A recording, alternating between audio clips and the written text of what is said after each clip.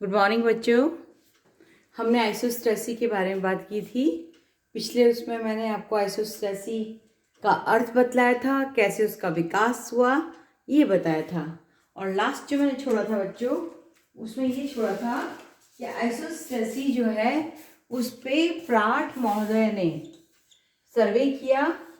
Kalyan centre of earth जैसे देखें हम, है ना, तो कल्याण और कल्याणीपुरा दोनों एक ही अक्षांश में स्थित होने के कारण क्या जगह का नाम बताया बेटा? कल्याण और कल्याणीपुरा, है ना। और कुछ ही दूरी पे थे ये कल्याणीपुरा, और कितना कुछ डिग्री अंतर आता था, 5.236 डिग्री इंचेस का, है ना, 2.36 ये अंतर आया। तो उस अंतर के कारण उन्होंने कहा कि शायद हिमालय खोखले हैं। पर बच्चों अब देखिए, यहाँ पर मैंने दो डायग्राम बना रखे, थोड़ा इसको ध्यान से देख लीजिए। ये मैंने लिखा है लॉ ऑफ फ्लोटेशन, तैराव का सिद्धांत। कई लोग इसको तैराव की झलक भी बोलते हैं, और नहीं तो सीधे नाम क्या है ज्योग्राफर का? सर जॉर्ज एरी। एरी महोदय का ये लिखा मैंने हिंदी में भी, सर जॉर्ज एरी महोदय की संकल्पना। किस चीज की संकल्पना? समस्थिति पढ़ रहे हैं हम, तो समस्थिति सिद्धांत की संकल्पना है सर जॉर्ज एरी की। और इन्होंने, इनका कंट्रीब्यूशन हुआ था स्टार्ट 1801 से लेकर 1892 तक, 19th सेंचुरी के तक, है ना। और ये सिद्धांत जो मेन दुनिया के सामने समझ में आया वो आया 1855 में। अब देखिए बच्चों, ये मैंने इसमें लिखा है ना, पठार। पठार मतलब प्लेटो, बेसिन, बेसिन मतलब समतल मैदान, मैदान जिसको बोलते हैं। इसको अंग्रेजी में पठार कर दिया लिखने में, ताकि हिंदी इंग्लिश दोनों के लिए हो जाए। ये पर्वत, माउंटेन्स, ये डायग्राम। फिर ये आपका बेसिन आ गया, फिर मैदान, है ना। और ये वाला जो हिस्सा आया है ये सी फ्लोर है, समुद्र का समुद्र। और बच्चे देखिए, ये अलग अलग ब्लॉक्स बने हुए दिख रहे हैं ना, अलग अलग ब्लॉक्स, हाइट में भी अलग है, साइज में भी अलग है। मतलब अलग अलग ब्लॉक्स क्या बता रही है? पृथ्वी के अलग अलग तरह के उच्चावच को। अब उच्चावच समुद्र से ऊंचे उठे हुए समस्त भूभाग, है ना, औसत समुद्र से ऊंचे उठे हुए समस्त भूभाग को हम क्या बोलते हैं? उच्चावच बोलते हैं। ये रिलीफ की डेफिनेशन है। सुन लिया सबने? क्या बोला मैंने? औसत समुद्र से उठे हुए समस्त भूभाग को हम उच्चावच बोलते हैं। और मीन सी लेवल ना बोलकर सी लेवल से बोलोगे तो भी चलेगा, ठीक है। अब ये चीज मैं आपको आगे बताऊंगी पूरे सही ढंग से कि how do we calculate mean sea level. औसत समुद्र को हम कैसे ज्ञात करते हैं, और हमारा समुद्र कहाँ से स्टार्ट होता है, ये मैं आपको अगले प्रैक्टिकल टाइम पर समझाऊंगी अच्छे से। और समुद्र जो है बच्चों, हर स्थान का समुद्र होता है। यदि आपको देखना हो तो कोई भी रेलवे स्टेशन पे आप चले जाएं, वहां आपको लिखा हुआ मिलेगा औसत समुद्र से ऊंचाई। जैसे अजमेर रेलवे जंक्शन पे जाओगे तो वहां दिखेगा, जयपुर जाओगे किसी भी स्टेशन, रेलवे स्टेशन पे, तो वो क्योंकि हाइट दिखाता है, भूभाग की ऊंचाई दिखाता है। ये बात यहीं पे खत्म कर रही हूँ। तो ये अलग अलग पठार, मैदान, पठार, मैदान, मैदान और ये भाग लिए हैं। अब इनको एरी महोदय ने क्या बोला?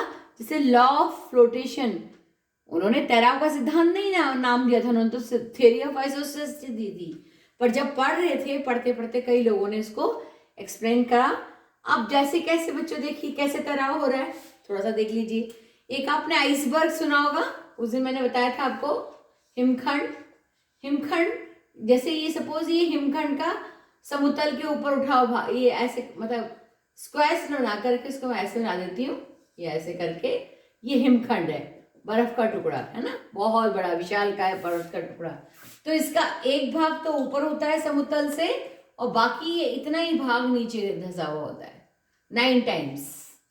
तो इसको 1/9 आइसबर्ग थ्योरी, वो मैंने बात आपको बताई थी, आप देखना अच्छे से। सेकंड जो मैंने आइसोस्टेसिस का लेक्चर दिया उसमें। अब बच्चों देखिए, उनका मतलब क्या हुआ कि ये जो एक सेंटेंस लिखा है ना मैंने, uniform depth with varying density, समान गहराई किस में है, यूनिफॉर्म डेप्थ है, समान गहराई है, विथ वेरिंग डेंसिटी, किसके साथ भिन्नता है, घनत्व के साथ भिन्नता है।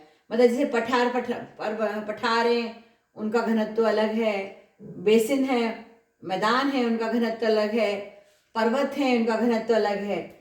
इस बात को हम इस तरह से साधारण तरीके से सोचें दिमाग में, तो जैसे जो जितने ऊंचे पर्वत हैं वो एक जगह पर आकर के उनकी जो है डेप्थ जो है वो एक जगह पर आकर मिल रही है, ऐसे सोचिए इसको। यानी जो प्राट महोदय ने ये 5.23 इंचेस का वेरिएशन निकाला था, ट्रायंगुलर मेथड और आपके ट्रिग्नोमेट्री मेथड, तीनों के आधार पर, दोनों सर्वे के आधार पर, तो उन्होंने ये अंतर के लिए बोला था कि क्या हिमालय खोखले हैं, जैसे ये पर्वत है ना इतने ऊंचे पर्वत, तो ये भी एक निश्चित डेप्थ पर जाकर इनमें ये डूबते हैं। अब जिसमें डूबते हैं ये तो हमें पता है क्या है, ये सबस्ट्रैक्टम या अधः स्तर, या हमने क्या पढ़ा हुआ पहले, क्योंकि जो बेटा आइसोसेसी जो पृथ्वी की जो लेयर आई है ना, सियाल सीमा निफे, तो ये तो पहले था, तो हमारा क्या है, सियाल किस पे तैर रहा है, सीमा पे तैर रहा है।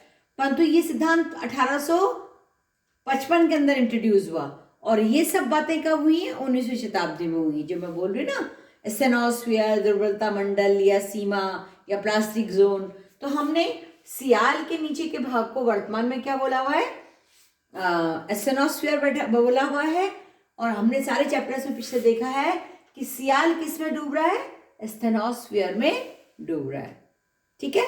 और ये डूबने की झलक कहाँ से आई इनके दिमाग में, एरी साहब ने क्या इस चीज को ऐसे बोला कि इट इज सबसाइडिंग, किसमें, सीमा में सबसाइड हो रहा, तब उसको सबसाइड सीमा बोलते थे, या अधः स्तर। ये कैसा है अधः स्तर, ये विस्कोसियस है, चिपचिपा है, गाढ़ा चिपचिपा पदार्थ है, ठीक है, ये माना है। तो अब ये जो डूबती हुई बात बोली कि ये सबसाइड हो रहे हैं एक वेरिंग डेंसिटी जो है, एक यूनिफॉर्म डेप्थ पर, एक निश्चित गहराई पर जाकर के ये सबसाइड हो रहा है। देखिए डेंसिटी वेरिएशन है, ये इतना है, ये छोटा है, ये बड़ा, तो bigger the column lesser, bigger the column bigger the density, lesser the column lesser the density, ये आपको पढ़ने को मिलेगा। यानी जो कॉलम बड़ा है उसकी डेंसिटी, उसका घनत्व भी बड़ा है, जो छोटा कॉलम है उसकी डेंसिटी भी छोटी है। अब ये फ्लोट हो रहा है, किसमें फ्लोट हो रहा है, सबस्ट्रैक्टम में फ्लोट हो रहा है। क्या फ्लोट हो रहा है, सारे रिलीफ फीचर्स, सारे रिलीफ भू आकार, सारे भौमिकीय आकार, है ना।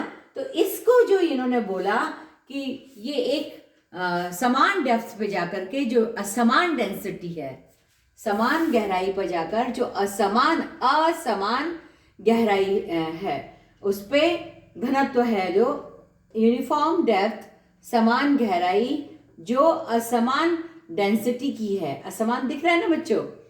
तो ये जो चीज है इसको पहले इन्होंने इस तरह से बोला, और ये तैराव की बात कहाँ पर छोड़ी थी, जो मैंने बोला था आपको कि फोर्स ऑफ बायोंसी, पल्लवन बल के, आर्किमिडीज के पल्लवन बल के कारण, उसके ज्ञान होने के कारण शायद उन्होंने ये चीज की।